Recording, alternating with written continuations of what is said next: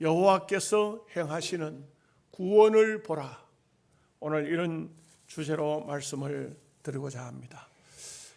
출애굽기를 원문 성경에서 제목을 엑소도스라, 이렇게 엑소도스 하는 것은 애굽을 출발하는, 애굽을 탈출한다는 그런 뜻입니다. 그 당시 애굽은 세상 존재하고 있는 모든 나라에서 가장 강대국입니다. 가장 큰 나라입니다. 그런 나라에서 탈출한다. 인간적으로는 도저히 있을 수가 없는 얘기입니다. 그런데 하나님께서는 그 작은 히브리 민족을 모세를 통해서 출애굽시킵니다. 여기는 엄청난 하나님이 개입되지 않고는 그 백성이 도저히 애굽 땅에서 빠져나올 수가 없습니다. 애굽의 왕 파라오는 특별히 유다 민족에게 아주 골탕을 먹였습니다. 남셋 성을 쌓게 하고, 남자아이가 태어나면 죽이게 하고, 여자아이만 살려주고, 히브리 백성 말살 정책을 썼습니다. 아마 히브리 백성이 그 애굽의 파라오 밑에서 한 세기가 가면 노년층만 남고 젊은 사람은 아무도 없을 것입니다. 히브리 민족이 그만 애굽에서 소멸되고 말 것입니다. 그래서 하나님께서는 모세를 보내사 그들을 구출해 내는데, 여기에는 인간의 힘으로서는 도저히 할 수가 없습니다. 그래서 하나님은 직접적인 개입을 10번씩이나 합니다. 6월절 절기가 벌어지기까지 일어났던 애굽에서의 모든 사건들은 너무 신기한 것이고, 누가 봐도 하나님의 직접적인 개입이 시작된 것을 알 수가 있습니다. 그래서 결국은 그들이 애굽을 탈출한 엑소더스가 되는데, 문제는 애굽을 출발했으나 앞에 홍해 바다가 있다는 사실입니다. 이 홍해 바다를 건너지 않고는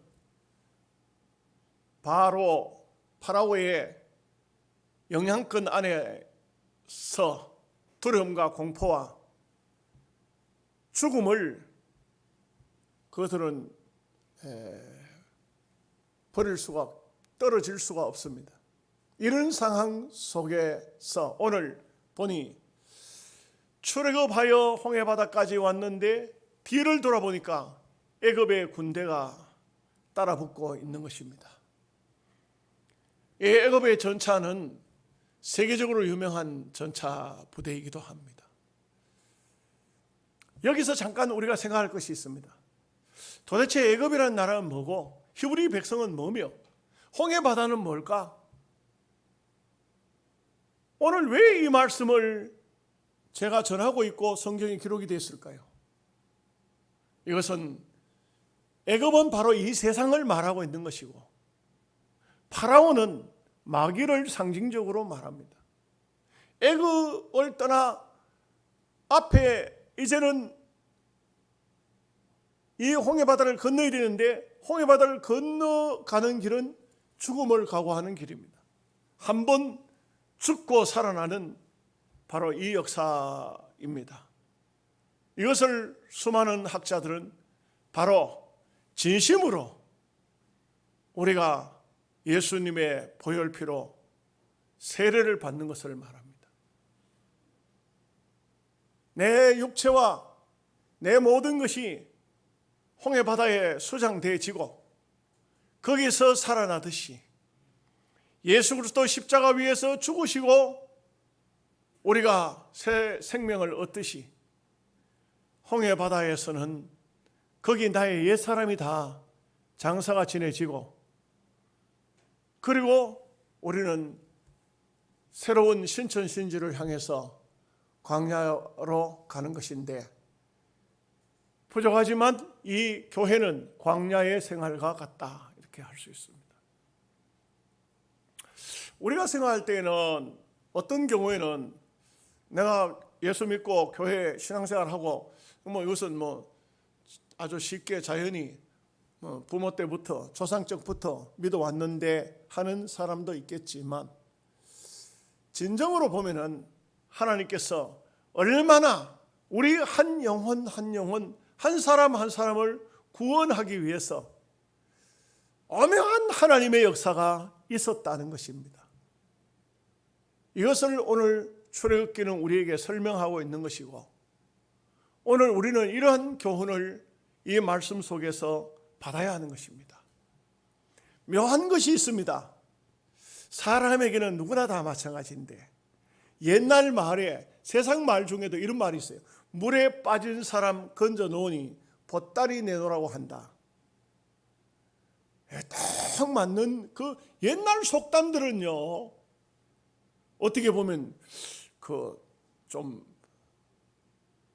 어떤 영감이 들어있는 것 같아요. 이스라엘 백성들이 애굽 땅에 살 때에 이 파라오가, 애굽의 임금이 이스라엘 백성들 말살 정책을 쓸 때 얼마나 힘들었습니까? 얼마나 어려웠습니까? 오죽하면은 그들이 하나님 앞에, 하나님, 우리 조상의 하나님, 우리의 고통을 보십니까? 우리의 아픔을 보십니까? 못 견디겠습니다. 살려주십시오. 하나님은 하나님의 백성에게 부흥과 번성을 주시기도 하지만 둥지를 흔들어서 그곳을 떠나기도 하십니다. 하나님께서는 성경을 보면은 그들이 부르짖는 소리를 듣고 그들의 질고를 보고 그들을 구해내기로 마음먹으셨다고 출애굽기 3장에 보면은 모세를 향해서 하신 말씀이 나옵니다.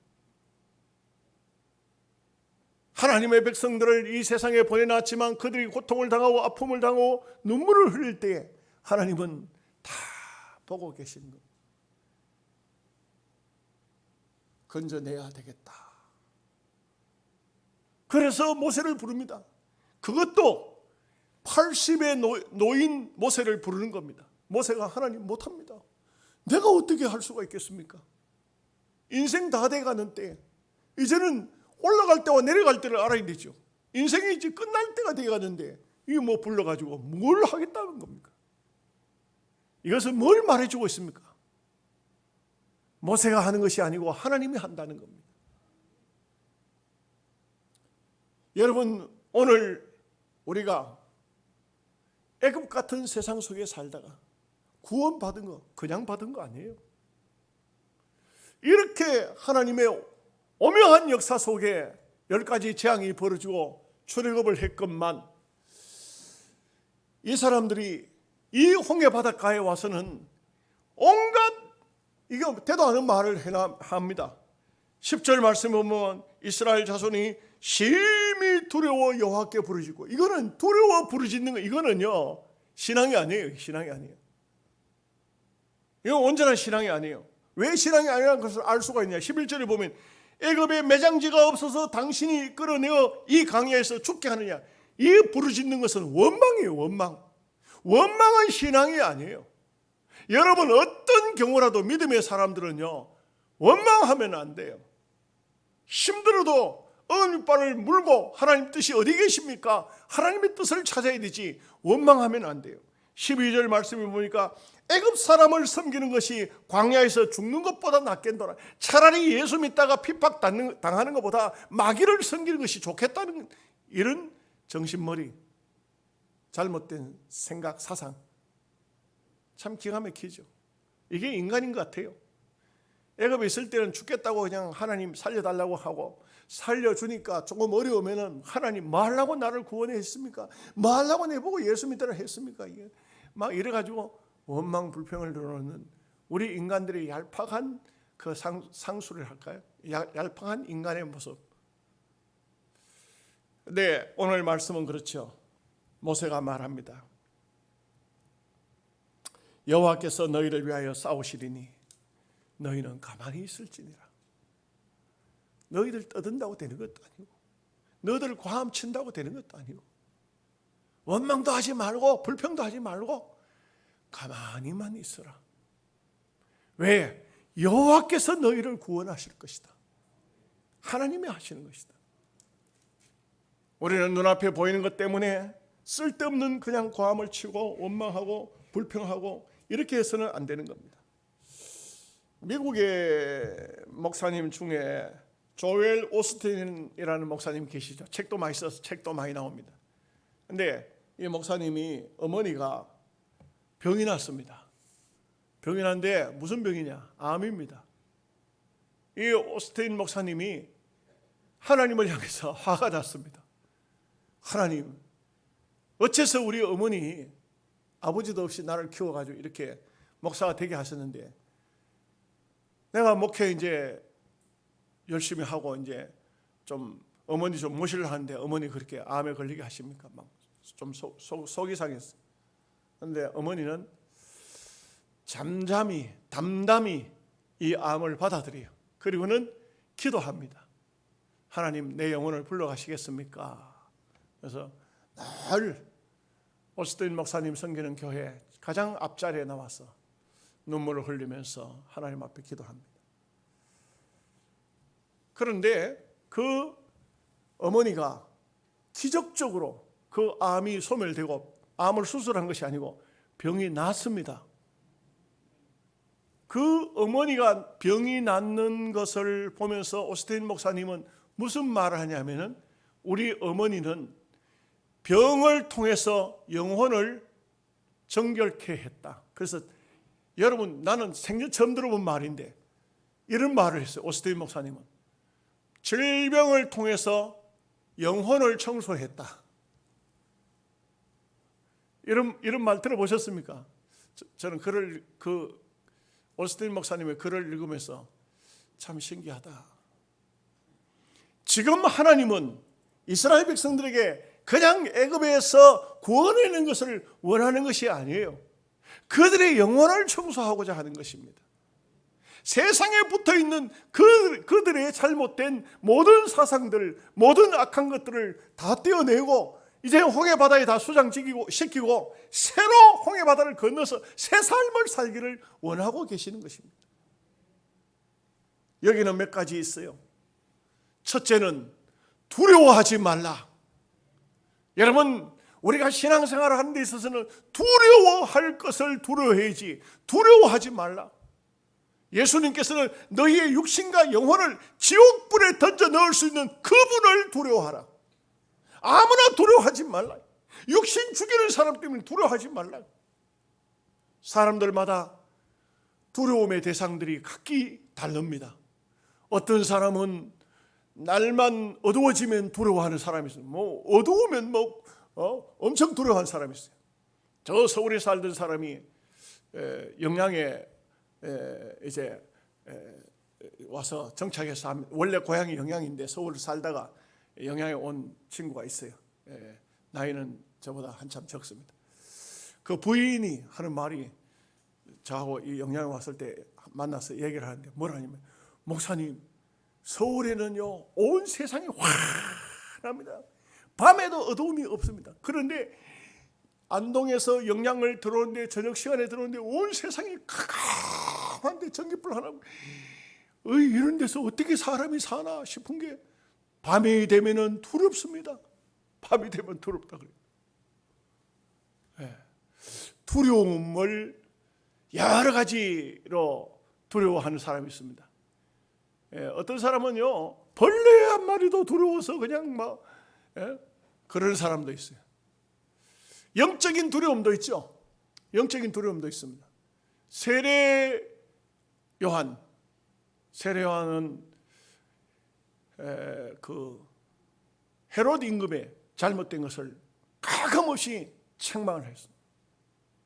목이 잘렸죠. 그래도 두려워하지 않았어요. 목이 잘리는 순간까지.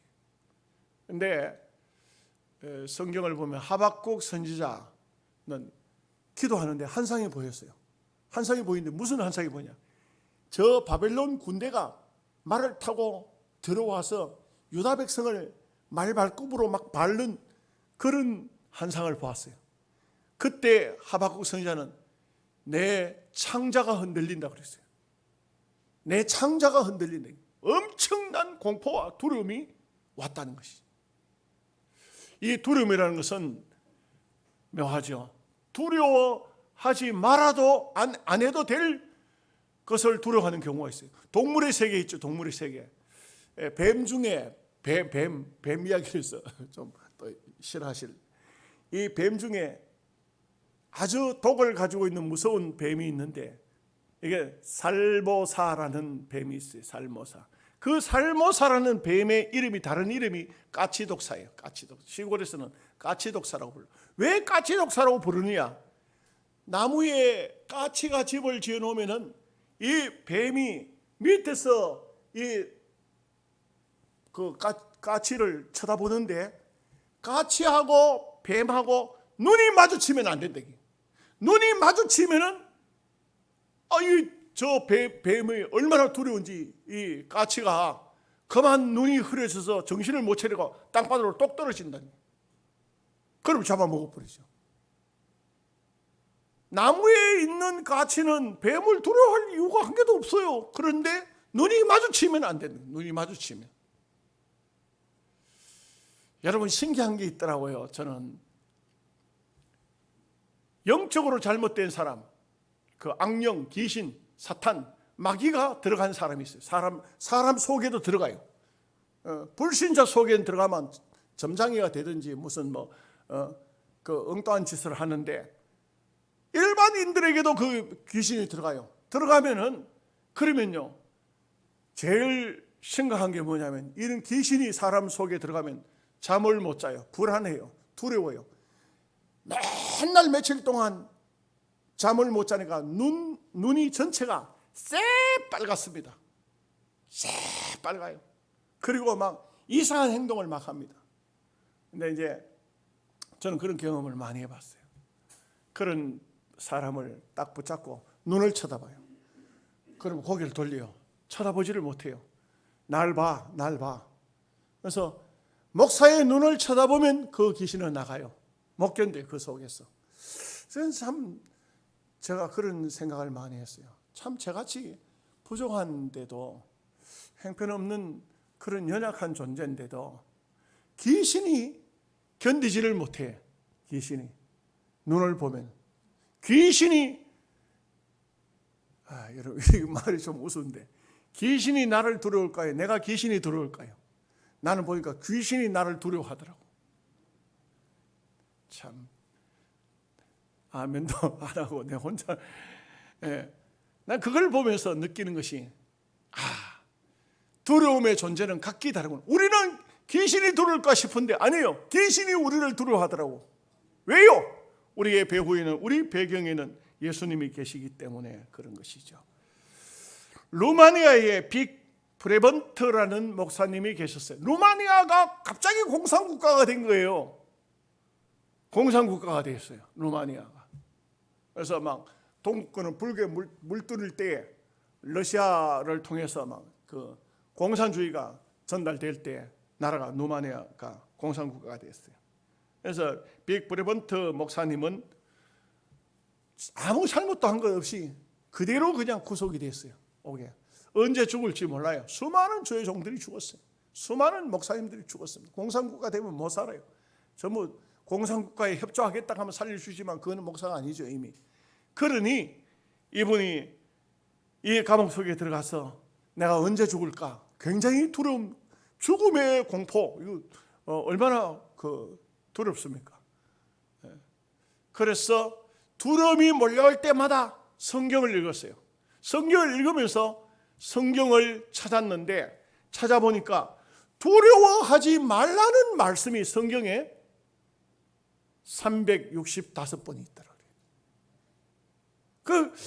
우리는 그런 걸 평화롭게 사니까 잘 안 찾아보지 않습니까? 근데 이분이, 브레번트 목사님이 전부 성경을 찾으면서 기록을 했더니 365번 거기서 느낀 건 뭐냐면, 하나님께서는 매일같이 우리를 향해서 두려워하지 마라, 두려워하지 말라, 두려워하지 말라 계속해서 말씀하고 계신다는 것이죠.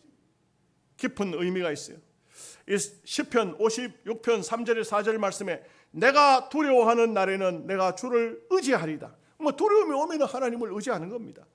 내가 하나님을 의지하고 그 말씀을 찬송할지라. 내가 하나님을 의지하여 쓴즉 두려워하지 아니하리니 혈육을 가진 사람이 내게 어찌하리까. 하나님을 두려워하면 세상이 안 두렵습니다. 하나님을 의지하면 세상 두려울 거 아무것도 없습니다. 그래서 홍해 바다를 왜 두려워하냐? 하나님을 안 쳐다보기 때문에요. 하나님을 바라보면 홍해 바다를 두려워할 이유가 하나도 없습니다. 그런데 이 히브리 백성들이 너무 신앙이 약했죠. 믿음이 없으니까 하나님을 바라보지 못했어요. 두 번째로 하신 말씀은 가만히 서서 너희를 위하여 행하시는 구원을 보라. 파라오의 전차 군단이 막 그냥 흰 먼지를 날리면서 달려오는 모습이 광야 서쪽 서편에 보이는 겁니다. 얼마나 기가 막혔겠습니까? 유다 백성들, 이런 말이 있죠. 만사휴의, 만사의 희망이 없다. 사면초가, 진퇴양난, 아무것도 없다. 이제는 그들에게는 죽는 길밖에 없는 것 같아요. 파라오의 전차 군단이 다가오면은 이제는 죽었다. 그러니 원망을 하고 불평을 하고 이렇게 하는 것입니다. 여러분, 사람의 생명은 하나님의 손에 있습니다. 하나님께서 사람을 영의 사람으로 만들어놨어요. 육체를 가지고 있지만 이 육체 속에는 영이 있어요. 영혼이 있어요. 육체는 망가져도 영혼은 하나님의 손에 있습니다. 미국의 수정교회에 로버트 슐러 목사님이 계시는데, 이 로버트 슐러 목사님이 자기 교회 스탠리라는 장로님이 사고를 당하여서 병원에 누웠는데 연락을 받았어요. 식물인간처럼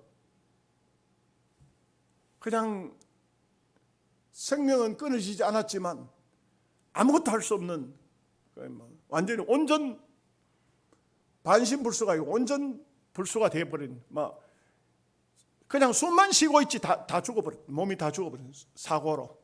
그래서 목사님이 병원을 가면서 어떻게 기도해야 될까 고민을 했답니다. 그런데 그 목사님이 어떤 책을 읽었는데, 스마일러 브렌톤 박사가 쓴 책 가운데 두개골 부분에 심각한 손상이 있어도 여전히 뇌에는 정상적인 부분이 있다,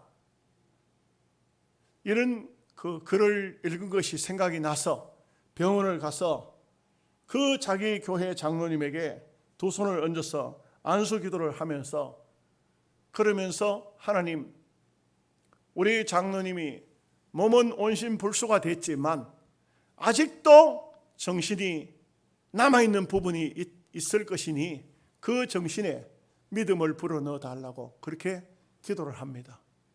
그리고는 기도가 다 끝나고 난 다음에 그 장로님의, 그 온몸이 마비가 된 장로님의 손을 잡고, 스탠리 장로님, 하나님을 믿으십시오.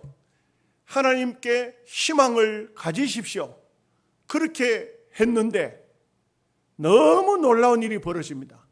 양보를 타고 눈물이 주르륵 흐르더라고요.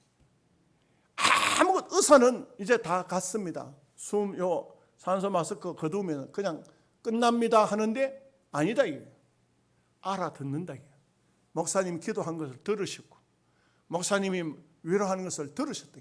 양쪽 볼을 타고 눈물이 흘러내린다. 절대 우리는 육신만 있는 것이 아닙니다. 영혼이 있습니다. 영혼이 있어요. 우리 노회 목사님도 그런 말씀을 하셨어요.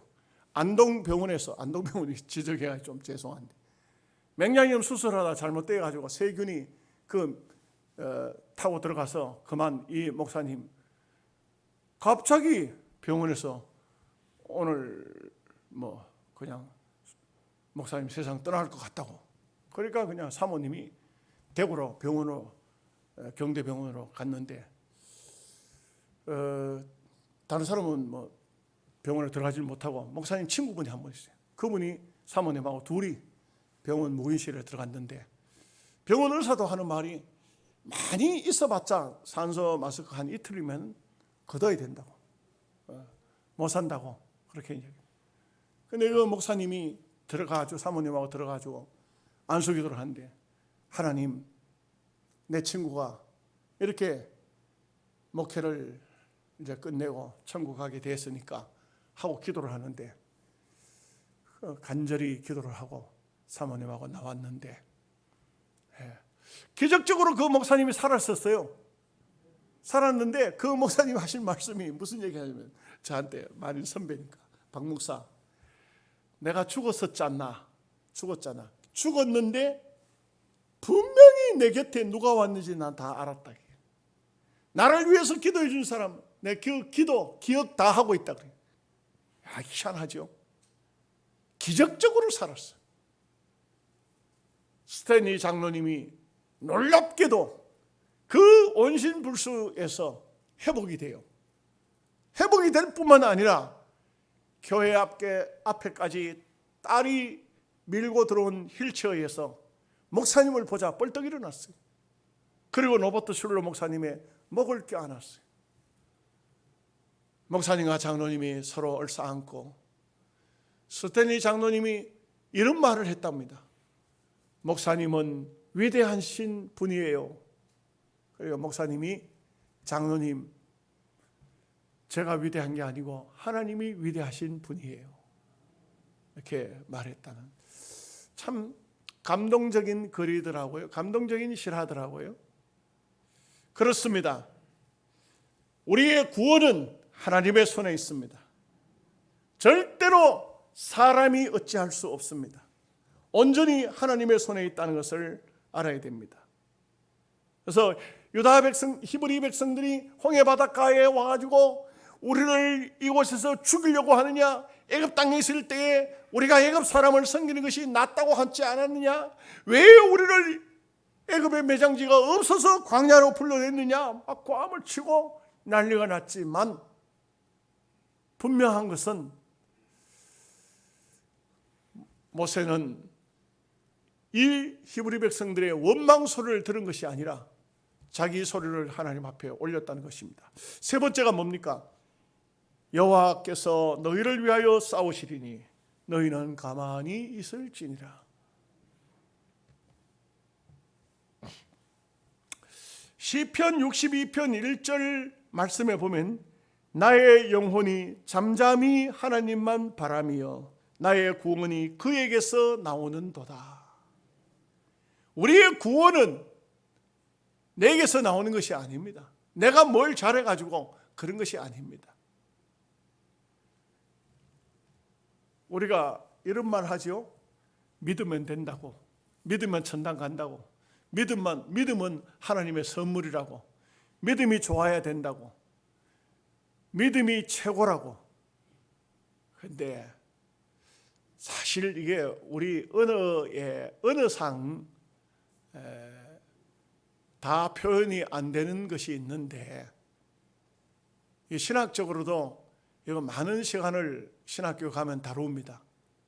사실은 우리의, 엄격히 말하면 우리의 믿음이 아니고 하나님의 백성은 다 구원해요. 여러분들 무슨 말인지 잘 모르시죠? 우리가 잘 믿고 우리가 뭘 하는 것 같은데 아니요. 하나님이 선택해 놓은 백성은 다 천당 보내. 이게 뭐 다르게 어떻게 설명할 수 있는 방법은 없어요. 절대 히브리 백성들 애굽에서 출애굽 시켜가지고 홍해바다에 수정 안 시켜요. 그것은 하나님의 구원의 역사를 눈에 보이는 가시적인 것을 통해서 하나님 백성들에게 나타내는 이야기지만, 분명한 것은 히브리 백성을 구원해 내신 하나님께서 힘이 없어서 홍해 바닷가에서 죽도록 그렇게 하시지 않습니다. 하나님 백성은 온전히 다 구원해요. 요한복음 5장 24절에 아버지께서 내게 주신 자는 하나도 잃어버리지 않는다. 한 사람도 여기 지옥 갈 사람 없어요. 하나님 백성이라면.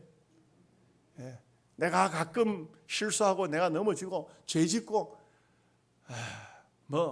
그것은 우리가 하나님 앞에 회개해야 되죠. 잘못됐다면 돌아서야 되죠. 그러나 하나님이 선택해 놓은 백성은 지옥 가는 법이 없어요.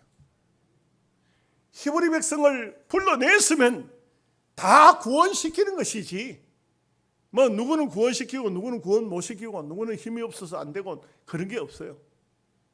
다 구원. 여호와께서 너희를 위해서 구원을 베푸신다.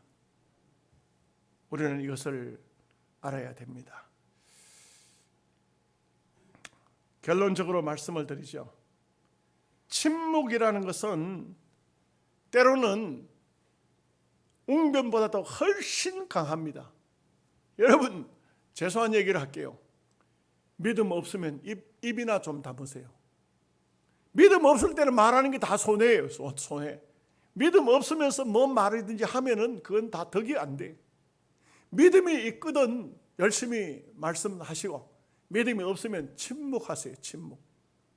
여호와께서 너희를 위해서 싸우시리. 너희는 가만히만 있어라. 가만히만 있어라. 제발 떠들지 말고, 과함치지 말고, 원망하지 말고, 입 다물고 가만히 있어라. 왜? 우리가 하는 것이 아니고 하나님이 하시는 거예요. 하나님이 다 하시는 거예요. 그렇기 때문에 사실 우리가 내가 뭘 했고 아닙니다. 하나님이 다 하신 거예요. 그래서 진짜 신앙인은 이런 말 하죠. 하나님께서 하셨습니다. 이렇게 말. 그 고백이 맞아요. 내가 뭘 열심히 죽으라고 한 것 같은데 아닙니다. 다 하나님이 하신 겁니다. 여러분들도 오늘 여호와께서 행하시는 구원을 믿음으로 바라보시는 여러분 되시기를 주의 이름으로 축복합니다. 하나님 아버지,